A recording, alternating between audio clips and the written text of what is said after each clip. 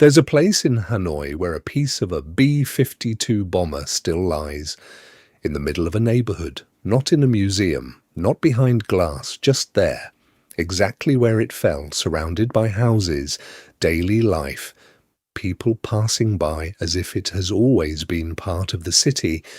And the first time I saw it, I didn't immediately understand what I was looking at. It didn't feel like a monument. It didn't feel like something preserved for display. It felt almost accidental, like something that was never meant to remain, and yet it did.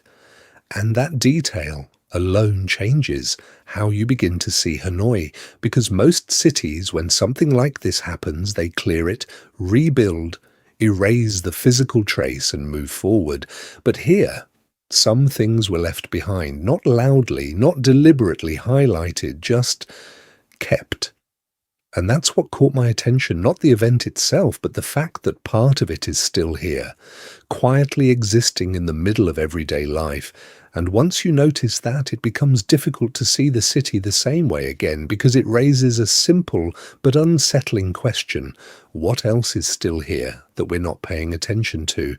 And that's when I started walking through Hanoi differently, not as a visitor, not even as someone trying to understand its history in a conventional way, but as someone looking for traces, small things that don't quite fit the surface of what we think the city is today. And at first, nothing stands out. Everything feels familiar. The streets are busy, the buildings are dense, the rhythm is constant. But then you start to slow down, just slightly, and details begin to appear, places that feel ordinary until you look a second time, a lake that holds something unexpected, a street that carries a name tied to an event most people only know from books, a neighborhood that seems completely normal until you realize what once happened there. And this is where the experience shifts, because Hanoi doesn't present its history in a way that demands your attention. It doesn't isolate it. It doesn't turn it into something separate from the present. Instead, it leaves it in place, woven into the same spaces people live in every day. And that creates a kind of tension, not dramatic, not obvious, but persistent. Because you're standing in one moment while another moment from decades ago still exists in the same space. And I remember thinking that this is not how most cities feel. In many places, history is organized, contained, clearly marked.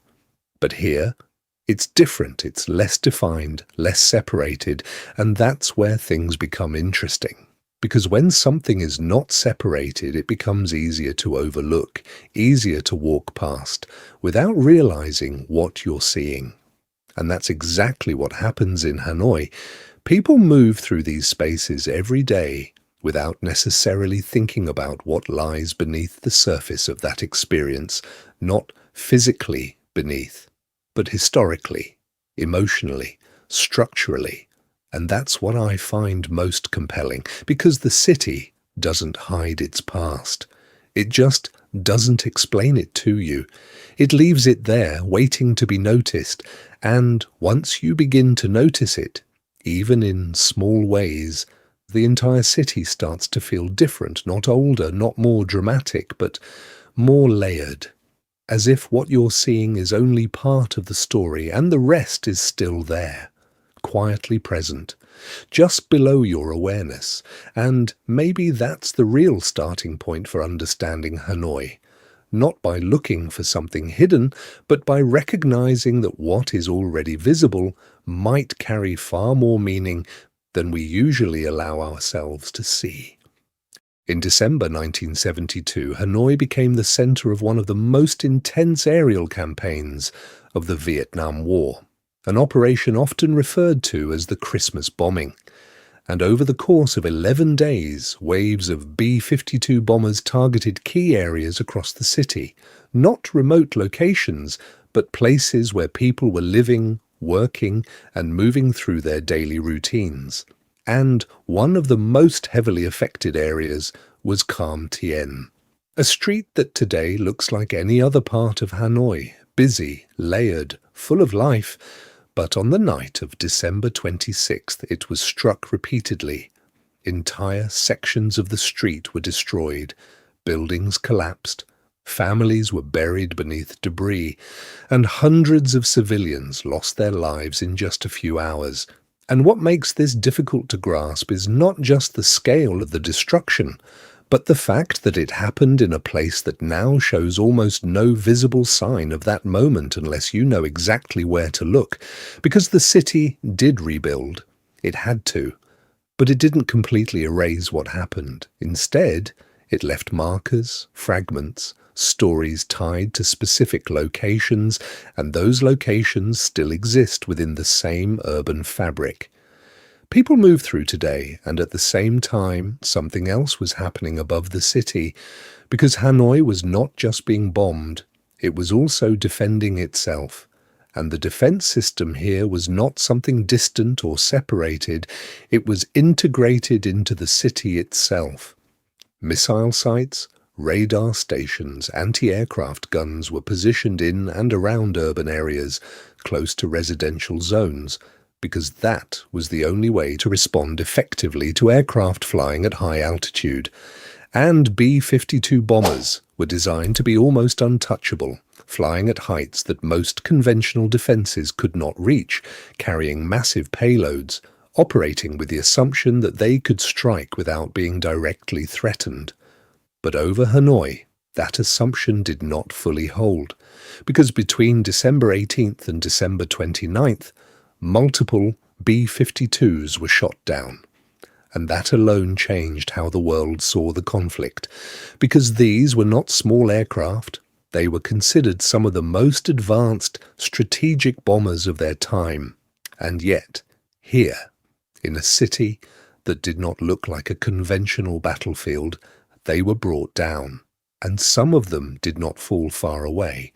They fell within or near the city itself, and that's how you end up with something like the wreckage in Huu Tiep Lake, not as a display, not as a reconstructed exhibit, but as a fragment that remains in place, connected directly to the event that created it, and this is where the story becomes less abstract.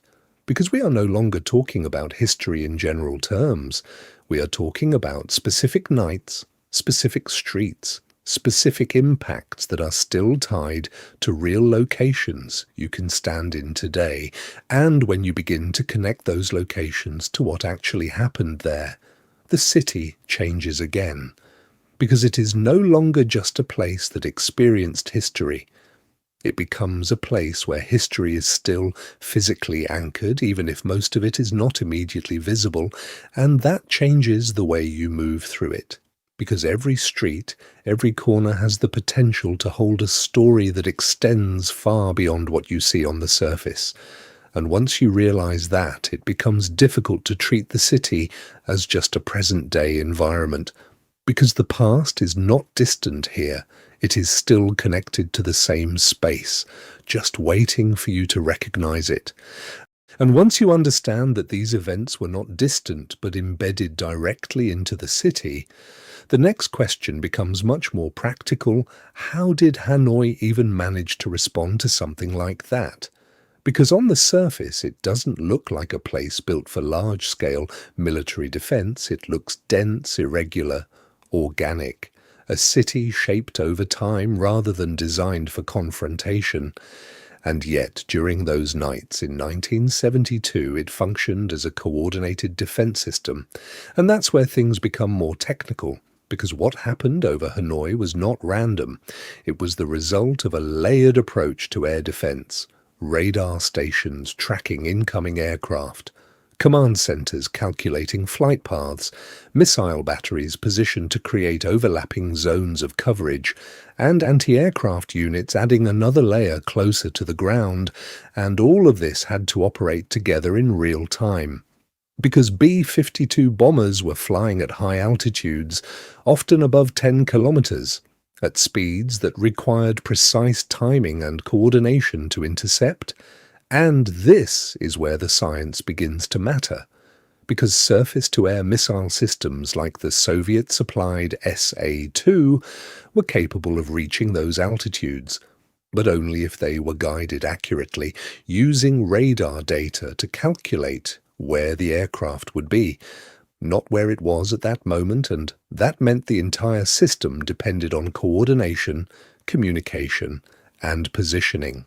And this is what makes Hanoi different from a typical battlefield, because the defense system was not built in isolation, it was integrated into the existing city, placed within and around populated areas, using whatever space was available, which created a situation where military infrastructure and civilian life existed side by side, not separated by distance, but overlapping in the same environment, and that detail changes how you understand what happened, because it wasn't just a technological confrontation between aircraft and missiles, it was a system operating within a living city, adapting to its structure rather than reshaping it completely, and this is where the explanation starts to make sense, because it shows how it was possible for those bombers to be challenged in a place that didn't look like a conventional defense zone, but at the same time there's still something that doesn't fully resolve. Because even with all of that coordination, all of that planning, what remains today is not the system itself. Most of it has disappeared, dismantled, or absorbed into the modern city, but what does remain are fragments, specific pieces tied to specific moments, like the wreckage in the lake, and that creates a contrast between the complexity of what once existed and the simplicity of what is still visible. And it raises a question that goes beyond the technical explanation, because if the system was temporary, designed for a specific moment in time, why were some of its consequences left exactly where they happened? Why does the city choose to keep certain traces while allowing others to fade? And that is where the story begins to shift again. Because now it is no longer just about how the city defended itself. It becomes about how the city remembers what it went through, and how that memory is reflected in the physical space people move through every day. And this is where the story shifts away from the mechanics of the war and into something much harder to define. Because even if you understand how the system worked, even if you can explain how the missiles reached those altitudes and how the bombers were intercepted, it still doesn't answer a simpler question. Why does part of that moment still remain exactly where it happened? Because if you look at other cities that have experienced similar levels of destruction, the pattern is usually clear the site, rebuild, modernize, and move forward.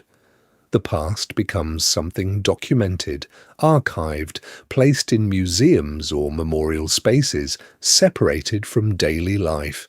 But Hanoi didn't follow that path completely. It rebuilt, yes, it had to, but it didn't remove everything. It didn't erase every physical trace. Instead, it allowed certain fragments to stay where they were.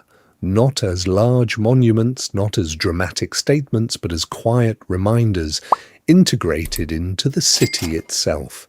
And I think this is where Hanoi begins to feel fundamentally different, because the city doesn't present its history as something you go out of your way to visit. It places it directly in your path. You encounter it without planning to. You walk past it without necessarily realizing what you're looking at. And that creates a very different relationship between people and history, because the past is not framed as something distant or separate. It exists within the same space as the present. And that idea is not just about architecture or urban planning. It reflects a way of thinking, a way of relating to time, where continuity matters more than separation, where moving forward doesn't always require removing what came before.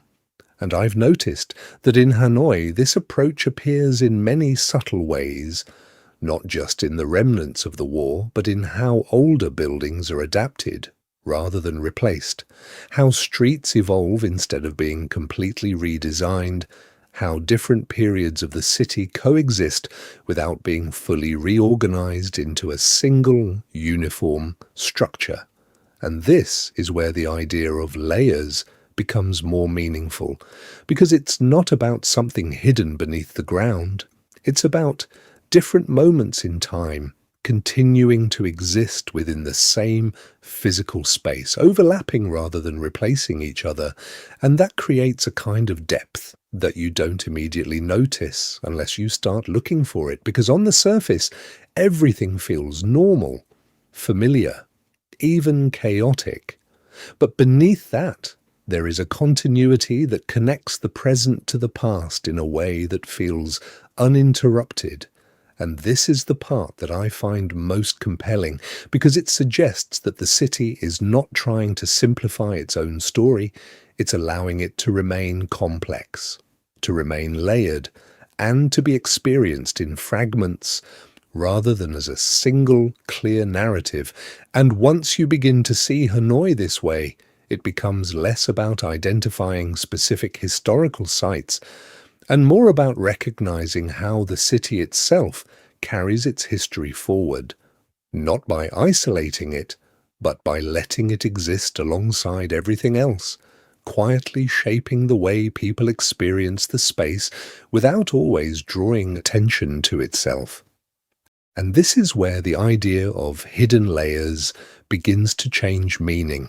Because at first it feels like we're looking for something beneath the surface, something physically hidden or buried, but the more time you spend observing Hanoi, the more you realize that the layers here are not hidden in the way we expect. They are visible, but not immediately understood.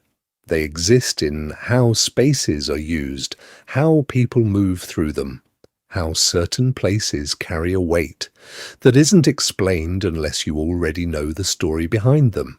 And I've found that in Hanoi, the past is not presented as a separate chapter, it's woven into the same fabric as everyday life, and that creates a very particular kind of atmosphere, because you can stand in a place that feels completely ordinary and still be connected to something that happened decades ago.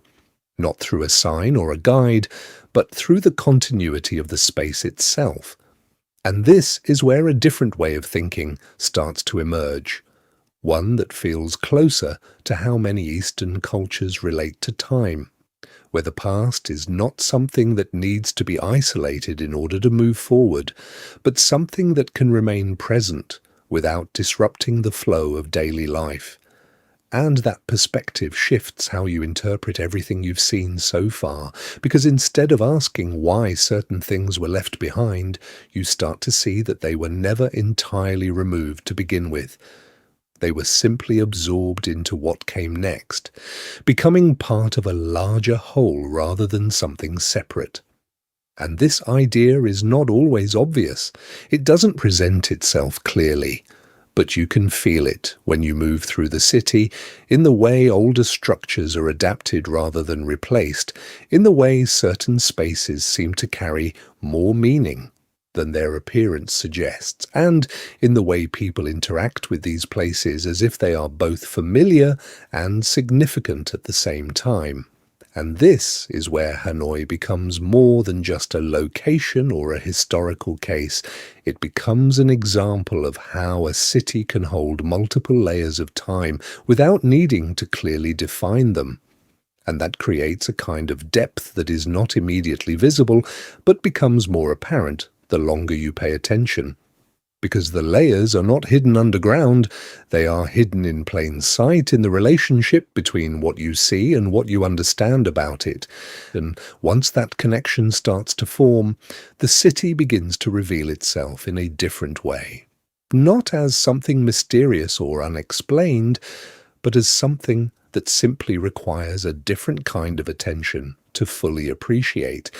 And the more time I spend looking at Hanoi this way, the more I realize that what makes the city feel different is not just what happened here, but how those moments continue to exist alongside everything that came after, because in many places history is something you step into, something clearly marked, separated from daily life. But here, it feels more continuous, less defined, almost as if the city never fully closed one chapter before moving into the next, and that changes how you experience it. Because you're not just moving through a present-day environment, you're moving through a space where different points in time still overlap, sometimes subtly, sometimes in ways that are easy to miss unless you're paying attention, and I think that's why certain places in Hanoi feel the way they do, not necessarily dramatic, but quietly significant, because they carry something with them that isn't immediately visible, and I've found that the more you look for that, the more you start to see it, not just in well-known locations, but in ordinary streets, in small details, in spaces that don't stand out until you understand what they represent. And that's when the city begins to feel less like a collection of buildings and more like a continuous record of everything it has been through. And personally, that's what I find most compelling about Hanoi. Not the idea of hidden structures or dramatic discoveries, but the realization that the past here was never fully removed. It was simply integrated, allowed to remain as part of the environment people live in every day, and that perspective changes the way you look at everything, because instead of asking what used to be here, you start asking what is still here, even if it no longer looks the same. And once that question takes hold, it becomes difficult to see the city as just the present, because you begin to recognize that what you're standing in is something much more continuous, something that has been shaped over time without ever being completely reset. And that continuity is what gives Hanoi its depth, not something hidden beneath the ground, but something carried forward, quietly, through the spaces people move through without always realizing it. So the next time you find yourself in Hanoi, it might feel like any other city at first. Crowded streets, familiar sounds, people moving through their routines without stopping. But if you pause for just a moment, the experience begins to shift, because what you're standing in is not just a present-day environment, it is a space that has carried its past forward without fully separating from it. And that's what makes Hanoi different, not because its history is more dramatic, but because it was never completely removed from the places where it happened. And I find myself thinking about that as I move through the city, how certain locations still hold meaning that isn't immediately visible. How something as ordinary as a lake, a street, or a neighborhood can be connected to events that changed lives decades ago and yet continue to exist within the same physical space people use every day. And once you begin to see that connection, it becomes difficult to ignore, because you start to realize that the city is not just something you observe, it's something you move through with an awareness that there is more here than what appears on the surface, and that awareness doesn't come from signs or explanations. It comes from noticing small details, understanding where you are, and allowing the place to reveal itself gradually rather than all at once. And maybe that's what stays with me the most, not the scale of what happened here, but the way it continues to exist quietly within the city, without needing to be constantly explained or emphasized. And that leads to a simple question that doesn't have a single answer, but changes the way you experience everything around you. Because the next time you walk through Hanoi, you might want to ask yourself, what am I actually looking at right now? Is this just the present moment? Or is it part of something that has been here much longer than I realize? And how much of that past is still here? Not hidden, not buried, but simply waiting to be noticed.